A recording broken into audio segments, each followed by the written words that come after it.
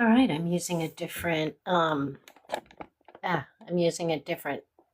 little framing situation here. I think that looks okay.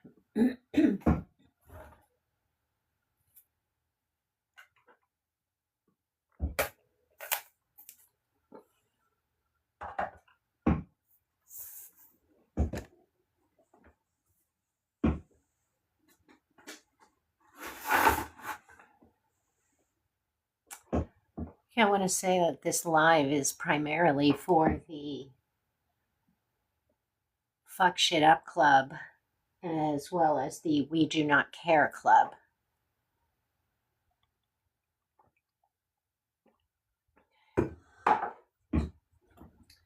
Just organize things a little bit. All right. I have a bit of a headache today, so yeah, I'm just going to do what I can do.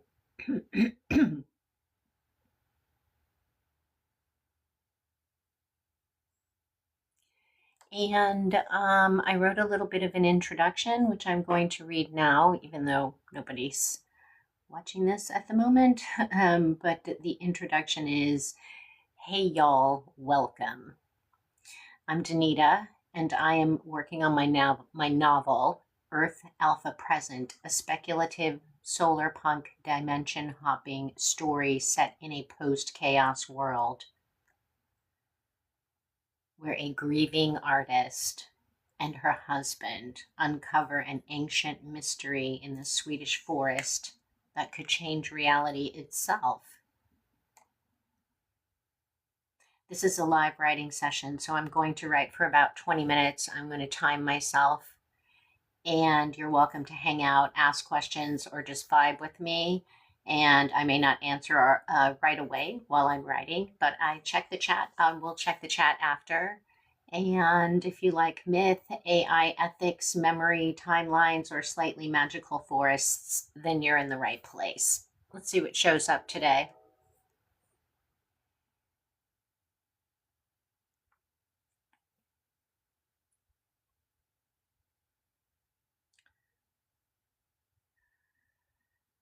All right, I think I'm going to start reading at chapter 9, Spaces, which is in part 3. Part 3, Travel, chapter 9, Spaces.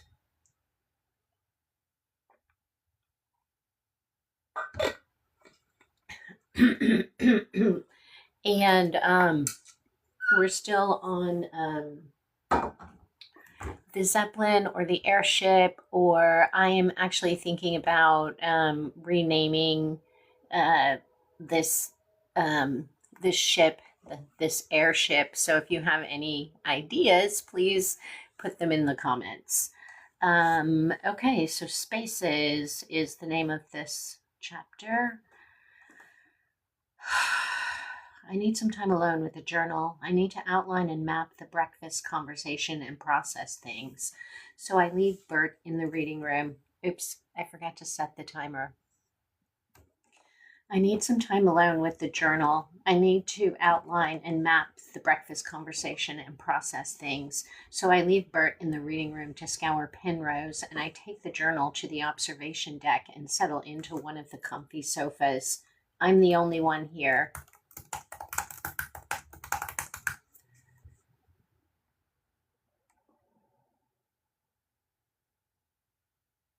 And that strikes me as odd because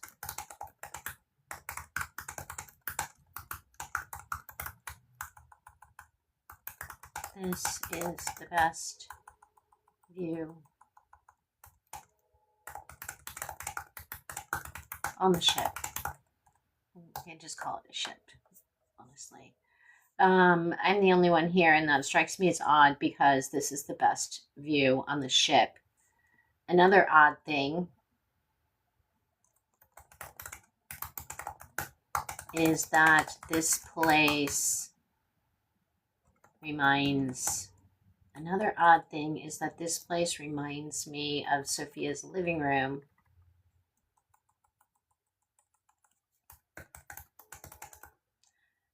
In Varmdo. I think that's a special A. Anyway, I can fix that later. Soft, inviting, bright. Classic Swedish. Even the furniture looks Swedish, which is a contrast to the steampunk / Victorian vibe in the stateroom. Sophia has these same comfy throw pillow. Sophia even has these same comfy throw pillows. Oh my God. Another odd thing is that this place reminds me of Sophia's living room in Varmdo. Soft, inviting, bright,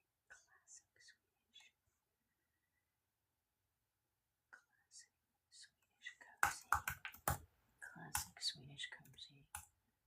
Even the furniture looks Swedish, which is a contrast to the steampunk / Victorian vibe in the stateroom. Sophia even has these same comfy throw pillows. If I didn't know any better.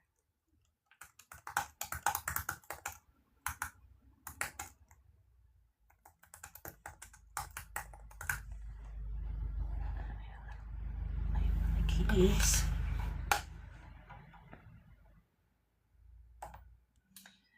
I open the journal to the first empty page. I begin with a simple mind map to try to capture the gist of the conversation. I'm going with one colored pencil, blue. I write augmented reality and draw a bubble around it. Augmented reality. I tap my pencil on the word bubble. What is it? Keep drawing a bubble around it over and over again until the pencil takes on a life of its own, like a planchette on a Ouija board. Nothing unusual here. My normal process. Carry on. My pencil forms webs of more word bubbles. Enhances, I write, then user perception, then reality. Another big word bubble blends worlds and two connecting world bubbles and physical and digital. Wait. Digital worlds, user perception, user? What? Overload.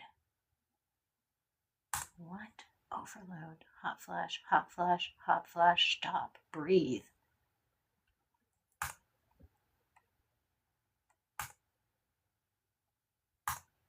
Breathe again, breathe again.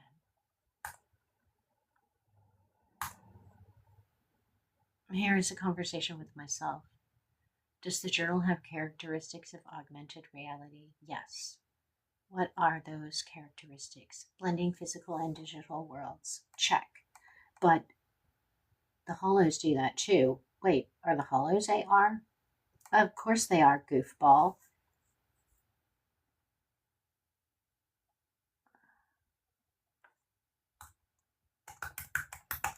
Of course the hollows are augmented reality, goofball. They blend physical and digital worlds, and they enhance the perception of reality. And the journal does that too? How does the journal enhance my perception of reality? Okay, wait a minute. Of course the hollows are augmented reality, goofball. And so is the journal.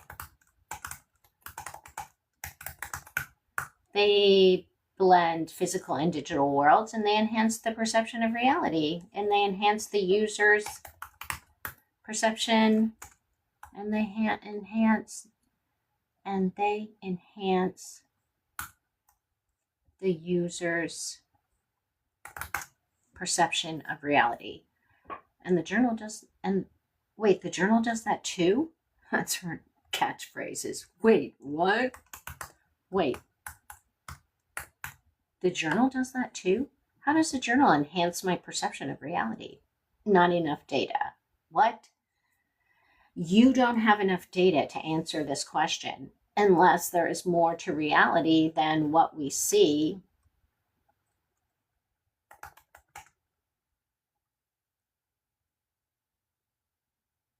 What we see and hear and like a lot more. Okay, wait a minute. Unless there is more reality than. Oh, crap. Go back, back, back, back, back, back, back.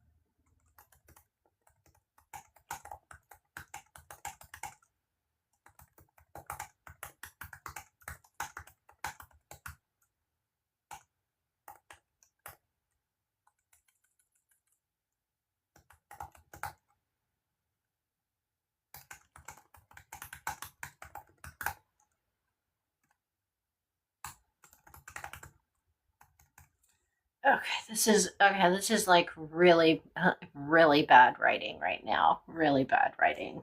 Oh dear. But I'm just going to let it go. I'm going to let the really bad writing go.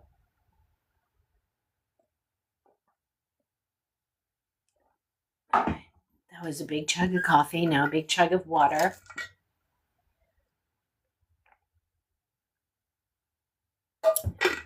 Welcome in if you've just joined us.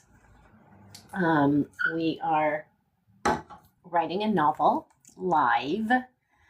My name is Daneeta, and my novel is called Earth Alpha Present, a speculative solarpunk dimension hopping story set in a post chaos world.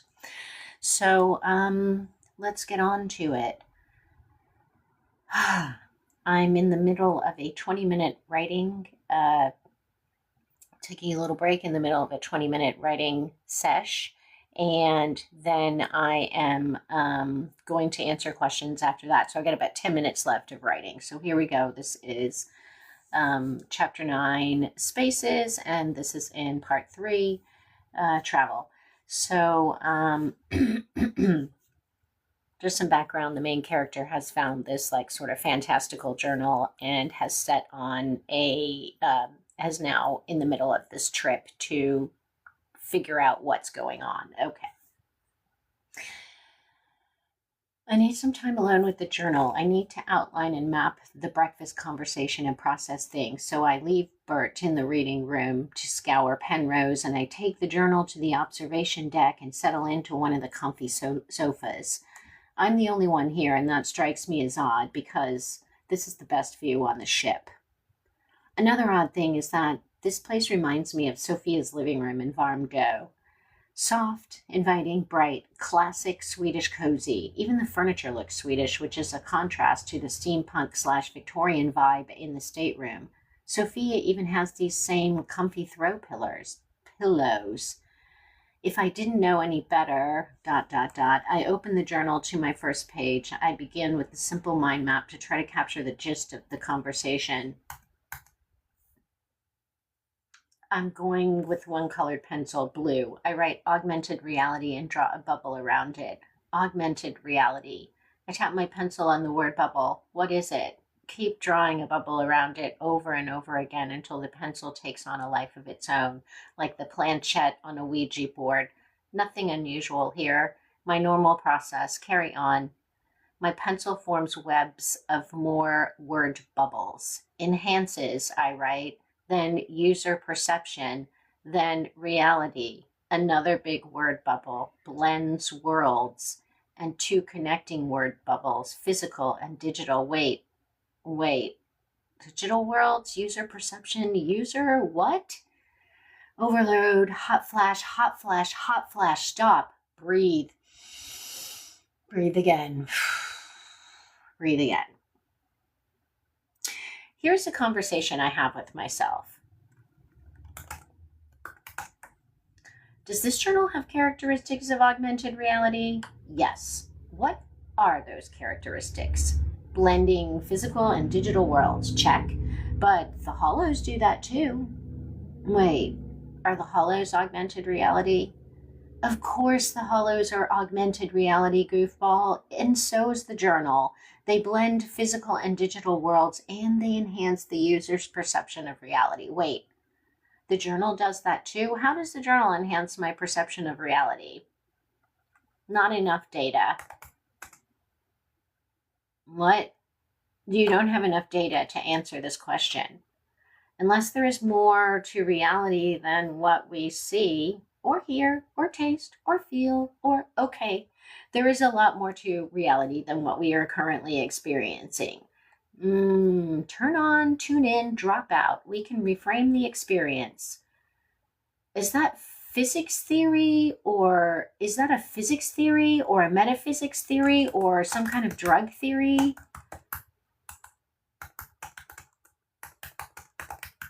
I don't know. It's all mixed up in my menopausal brain. Sometimes I think it is priming itself up for something, and then sometimes I feel so sluggish. And then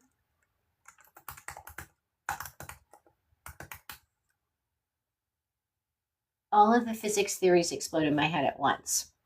Well, not all of them. I'm not a physicist, but I watch a lot of physics videos on Hollow. Here is simulation theory, particle theory. What next? A dead cat in a box? Cats don't even exist anymore. And that's not an apostrophe. Cats don't even exist anymore.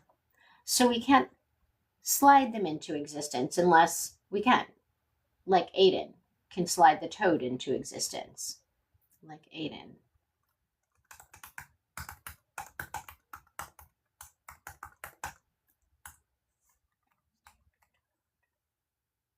Okay. A dead cat in a box. Cats don't even exist anymore, so we can't slide them into existence unless we can. Like Aiden can slide an extinct toad into existence. Zeppelin Aiden, I mean. Because why are there so many Aidens?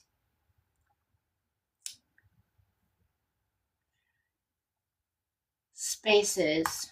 No, that's spaces.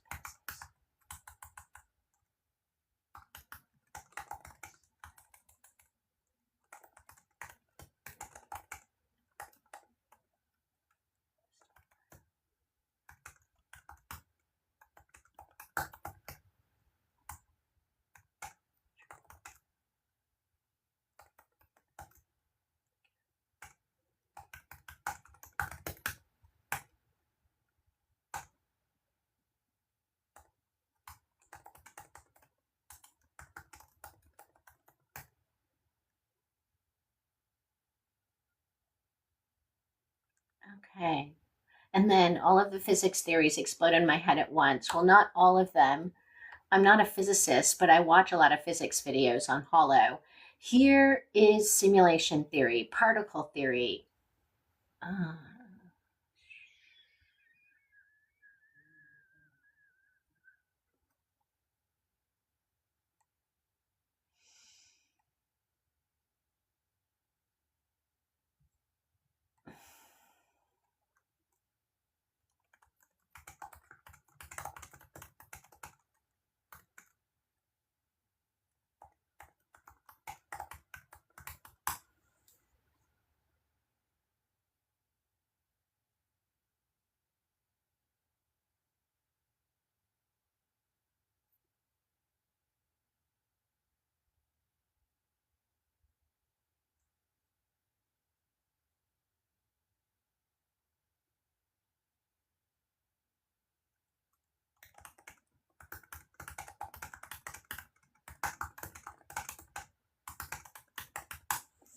okay, I'm going to just get a list. I'm just getting a list of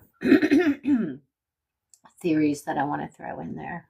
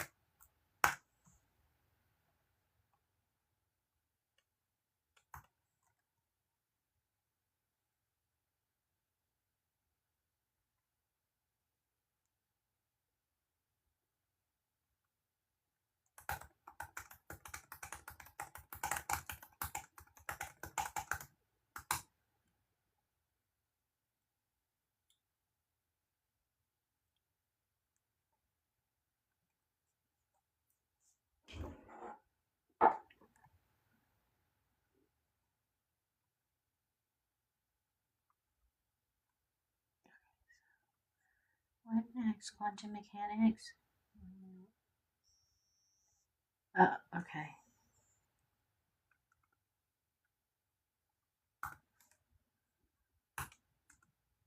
Okay, I just ended a 20-minute writing session. And I have just been doing these sort of 20-minute morning writing sessions. I'm late today because it's Saturday and I had a headache and whatever. But I am working on a novel, and it's sort of a like Solarpunk, uh, dimension hopping, speculative fiction story that is set in sort of the post chaos era. So it's not set now, it's set like after now in yeah, this main character, this woman, obviously discovers an ancient mystery in the Swedish forest that could change reality itself. So fun things. And if you like AI ethics and myth and memory and timelines and slightly magical forests, then you're in the right place. So anyway, I was just doing this. Like I said, I do it every day for 20 minutes, and I don't see any questions like that were posted. I'm just going to go back up to the top of these and see if there were any questions. No, just people were asking to do, I don't know what they were asking. Okay.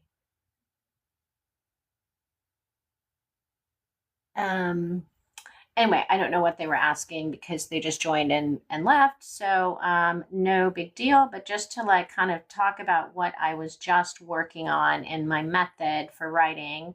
I've been writing, I don't know, since childhood, and I've published every kind of thing. I have never published a novel. So I thought, oh, I really want to do this. So that is what I'm working on. And spoiler alert, it has a happy ending.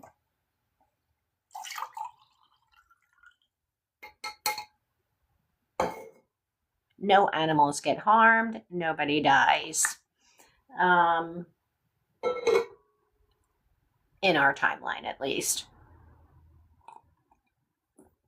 So the part that I'm working on now is our heroine finds herself on a zeppelin or an airship. I am interested in changing the name of that. I want to have a special name for that method of transportation that she says that she takes over to Sweden, because in the story world, there's the sort of prologue, which is before chaos, and then there is the first part, which is the beginning, which is set in New Orleans. And then the second part, or the third part, is when she travels. Sorry, that's the second part. That's part.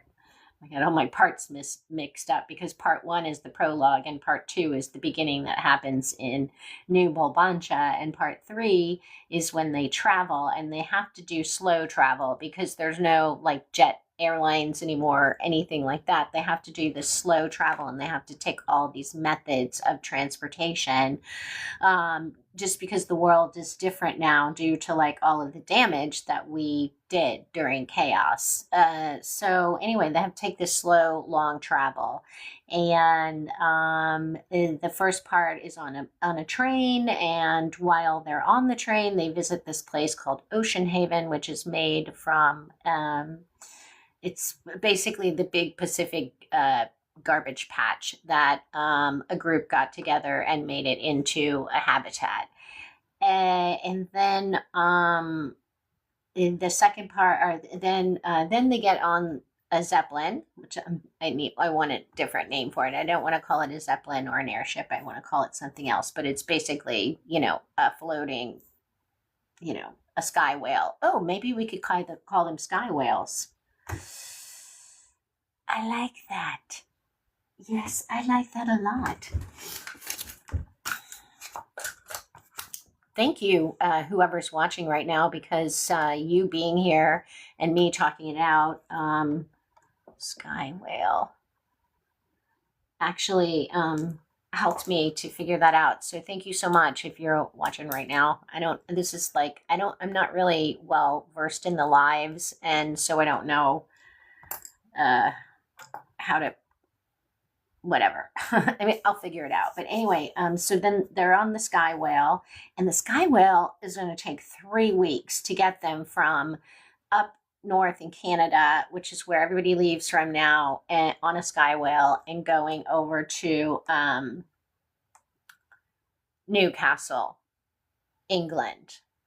and that's their next stopover, and then they're gonna jump on a ferry and go over to Sweden. So anyway, there's this whole series of methods of transportation that they take, and there's a reason why it takes so long. And there's like sort of we kind of begin to understand what the reason is as the main character is trying to understand what's going on. So anyway, they are now. So they've just had this interesting conversation with this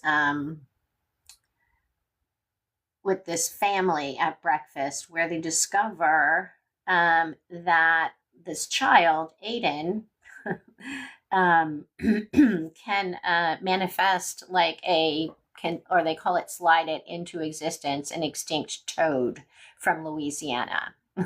Like our main character is from Louisiana. So anyway, she's like, that toad is extinct. Like, it's weird that you can slide any toad into existence, but it's even weirder that you are sliding an extinct toad into existence. So anyway, they have this conversation and see the toad. And then the part that I've been working on today is that she needs to like process that and be like, what the hell is going on? I mean, imagine yourself in this situation. And so anyway, so then she goes into this space on the Sky Whale, which is like not the observation deck. Do I call it the observation deck? I do call it the observation deck. Okay, so she goes here to like kind of process what happened during that conversation, and to process it, she works in her journal. And the reason why that is because I love a journal. I honestly, anyway, I'm not going to get tied up in that. But so she takes this magical journal, which she discovered back in New Orleans, and which kind of sent her on this journey that she's on. So she takes this journal to the observation deck to sort of process this conversation that she had and this experience that she had of this boy who could manifest this extinct toad. I mean, I'm not writing this, like somebody is channeling this through me. But anyway, so yeah, so now she's processing it, and she's realizing that all these things around her that she's taken for granted, like post chaos. And we have to think of her as like, she's older, right? She's like 65. So we have to think of her as this person who has, gone through the era that we're going through right now. And this person who has like sort of seen a few things. So, anyway, I'm going to end it there because nobody's watching now, which is totally fine. But I'm going to go ahead and end it. And listen, I hope you use this. I hope you use this as an excuse to write today, by you bunch of freaks.